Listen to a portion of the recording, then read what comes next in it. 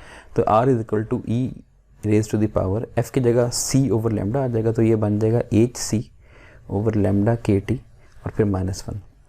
ये -1 दूसरी साइड पे जाके इस r में ऐड हो जाएगा, तो ये बन जाएगा 1 + r। e की पावर को ख़त्म करना हो तो दोनों साइड पे नेचुरल लॉगरिथम लिया जाता है, तो राइट साइड पे नेचुरल लॉगरिथम लेंगे तो ये बन जाएगा, और लेफ्ट साइड पे लॉगरिथम और e जो है वो एक दूसरे के साथ बैलेंस हो जाएंगे, just hc over lambda kt। यहाँ से आप t की वैल्यू निकाल लें वो आएगी hc ओवर लैम्डा के into log of 1 + r। r की जगह आपने 1 पुट करना है और बाकी hc ये कांस्टेंट हैं, लैम्डा की वैल्यू 550 इंटू 10⁻⁹ होगी, k की वैल्यू बोल्ट्जमैन कांस्टेंट अब याद रखें, तो जब आप पुट करके आंसर निकालेंगे तो वो इतना आएगा, जो कि बहुत लार्ज टेम्परेचर है। तो इसका मतलब है अगर आप जो है 550 नैनोमीटर की रेडिएशन जो है वो एमिट करवाना चाहते हैं, और ऐसे एमिट करवाना चाहते हैं कि स्टिमुलेटेड और स्पॉन्टेनियस एमिशन दोनों का रेट बराबर हो, तो आपको उस मटेरियल का टेम्परेचर इतना जो है वो करना पड़ेगा। Next, at what wavelength are the spontaneous and stimulated emission equal at room temperature. अब पहला ये जो क्वेश्चन था इसमें हमने टेम्परेचर मालूम करना था और वेवलेंथ बताई हुई थी। अब यहाँ पर हमें वेवलेंथ पूछी गई है और टेम्परेचर बता दिया रूम टेम्परेचर है, और रेट जो है वो 1 के इक्वल है क्योंकि दोनों के जो है वो वैल्यू सेम है। मैं rate of stimulated and spontaneous emission are equal, r is equal to 1। r का फॉर्मूला लिखें, f की जगह फिर वही c ओवर लैम्डा पुट करें, r की वैल्यू ये आ जाएगी, और यहाँ से आप ये जनरल फार्मूला ड्राइव कर लें, और यहाँ तक वही है सेम जो हमने प्रीवियस स्लाइड में देखा। अब हमें वेवलेंथ निकालनी थी, तो वेवलेंथ के लिए फार्मूला आ जाएगा hc over kt log of 1 + r। h constant, c constant है, t की वैल्यू रूम टेम्परेचर है 300 केल्विन पुट कर दें, k बोल्ट्जमैन कांस्टेंट है और r की वैल्यू 1 है। तो करने के बाद आंसर आएगा 69 माइक्रोमीटर। तो इसका मतलब है अगर रूम टेम्परेचर पे आप जो है वो चाहते हैं स्पॉन्टेनियस और स्टिमुलेटेड एमिशन जो है वो इक्वल हो, तो उस वक्त जो उसमें से वेवलेंथ एमिट होगी वो होगी 69 माइक्रोमीटर। अब ये जो माइक्रोमीटर है या माइक्रोमीटर वेव्स हैं वो माइक्रोवेव्स होती हैं, तो ये माइक्रोवेव रीजन में जो है वो फॉल करता है। ऑब्वियसली माइक्रोवेव रीजन की लॉन्गर वेवलेंथ है विजिबल लाइट के मुकाबले में, हम उसको अपनी निकड़ आई से जो है वो डिटेक्ट नहीं कर पाएंगे। तो ये आज का हमारा टॉपिक था। इससे रिलेटेड कोई भी क्वेश्चन हो तो आप पूछ सकते हैं, और अपना ख्याल रखिएगा। अल्लाह हाफिज़।